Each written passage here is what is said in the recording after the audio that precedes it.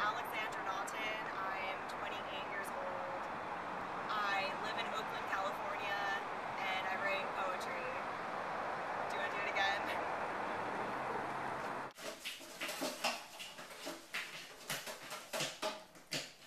So I recently had my first book published. It's called I Will Always Be Your Whore, Love Songs for Billy Corgan, published by Punk Hostage Press, which is a non-profit publisher. I wrote the poems, I started writing the poems over a year ago, and I had no idea it was going to be a book. I didn't think about it in terms like that. I just wanted to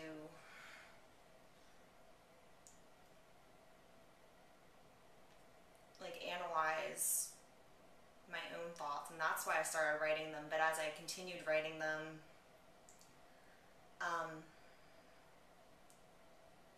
feel like they became just something else. They're love poems for ghosts is what they are.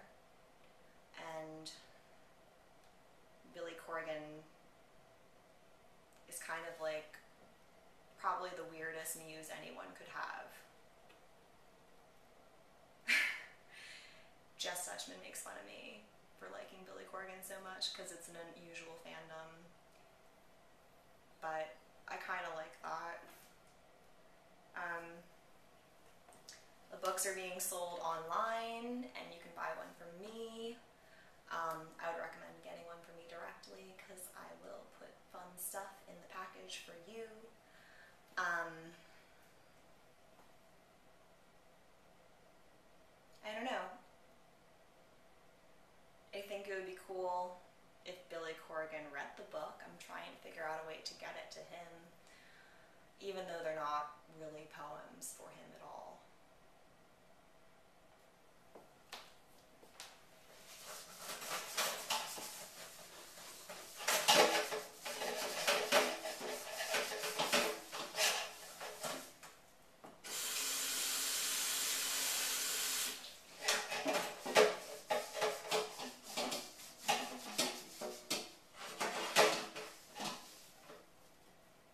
But everybody thinks I'm obsessed with Billy Corgan, which is really funny.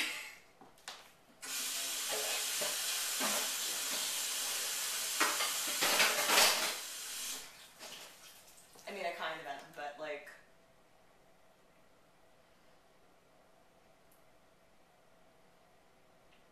not like that. He's a great guitarist, and he writes really good songs, and his poems are really terrible. I actually, I did this last year. I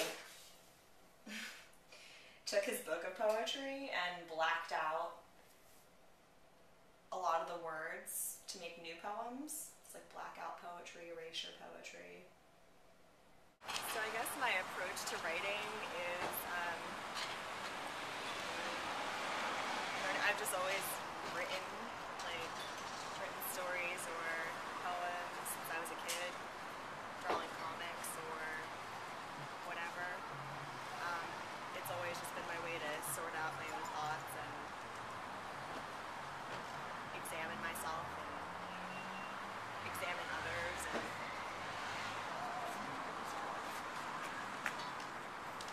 that's just what I do. So a lot of my writing I do in a notebook.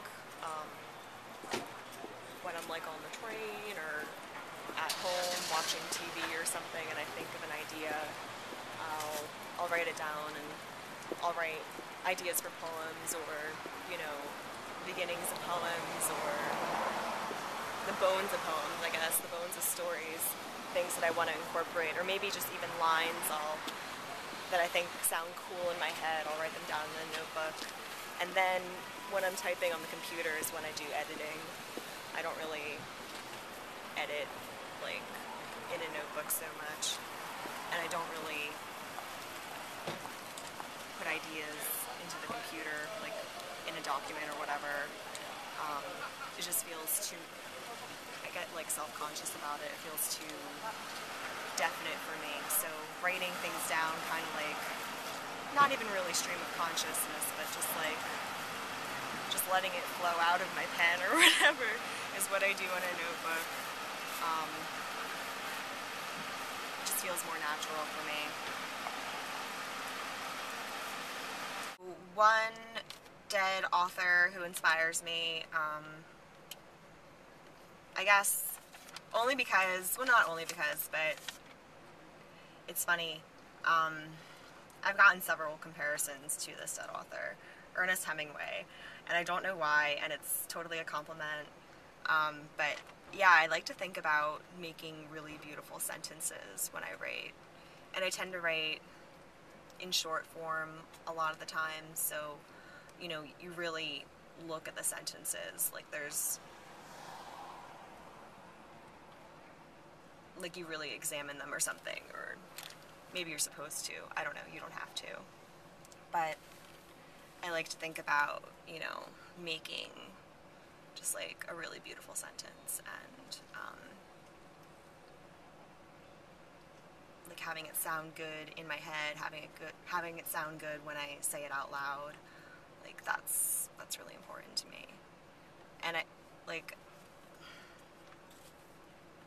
think of little lines all the time, and like I said, like I put them in my notebook and they become something else, and I just like, I don't know if it sounds like musical or something, but it kind of does to me. And one living author that inspires me, I would say Diane DePrima, and I think she's fabulous. Like, she's also like crafting really great sentences, like they can stand alone and be poems, and a lot of them are. And yeah, she lives in the Bay Area, and she's supposed to be doing some classes at the public school, and I hope I can go. One of them was canceled, but I really hope that I can see her and like take a class that she teaches. That would be really awesome. First album I remember getting, I guess if we're talking about like vinyl records, first one I bought for myself was Neil Young's Zuma, because I really liked the Bill to Spill cover of Cortez the Killer, and I wanted to own the original version by Neil Young, so I bought that, and my mom like plays it a lot because she likes the song Cinnamon Girl. But my parents have a pretty good vinyl collection, so we always had like cool records to listen to growing up. My dad would make mixtapes on cassettes for road trips, so we often would like, we had like one called like the 70s, and it had Elvis Costello and the Sex Pistols and Elton John and like all this like groovy like 70s rock and roll. We always had good music in the house. The first cassette I remember getting that like had a big impact on me was probably In Vogue, Funky Divas of Soul, which I got as a Christmas gift when I was 8 years old. It was in my Christmas stocking. That was pretty sweet.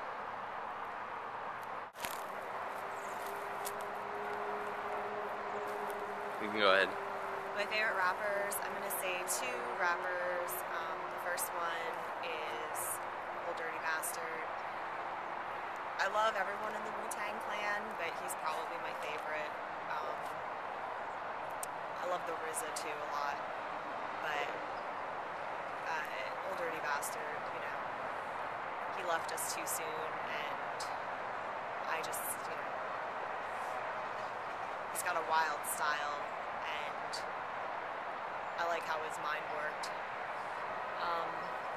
My other one is going to be Lil' Kim, because she's fucking nasty, and I love that, and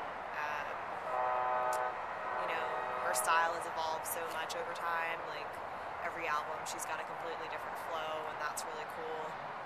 And she's like the queen, she'll always be the queen. I like Nicki Minaj too. Like, I didn't like her at first just because I thought she was disrespectful to Lil' Kim, but I've grown to like her over time too. But Lil' Kim will always be the queen of hip-hop, I think.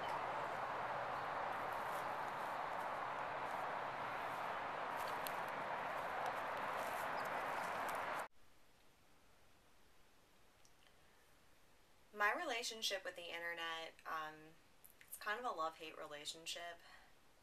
I love using the internet to connect with other people. I've met a lot of great people through the internet. Um, I love being able to stay connected to what's going on in the literary world, and I use it a lot for my zine, Be About It, so I can let people know when submissions are happening and let people know when they can buy a copy, or posting back issues online for free. I use it a lot, but it's also kind of a distraction, and I guess that's my own fault, but it kind of bugs me out just being in the city or like on the train and everybody's on their smartphone. And I don't know if that's just me being like a jealous hater because I still have like a flip phone.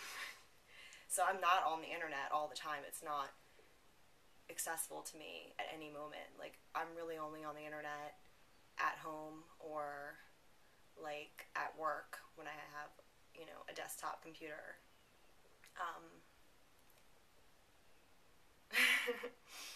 But I still love it. I'm still on it almost every day. And I'll answer the last question, which is, what is your worldview in one sentence? And I'm going to say, I try to be conscious, I try to be kind, and I try to do things that I think are important, not just for me, but for other people. I think that's a pretty decent worldview. I want to say thank you to Matthew Sherling and Cutty Spot for having me do this interview, and thank you everybody for watching it. I hope that you check out my book, I Will Always Be Your Whore, Love Songs for Billy Corgan. And also, if you write or do art, check out my zine, Be About It, and think about submitting if you're into it. You can check out the back issues on my website. If you search Be About It zine, you'll get it online. And or you could just buy a copy. You don't have to be a writer or an artist. You can just be appreciative of those things. Alright, thank you.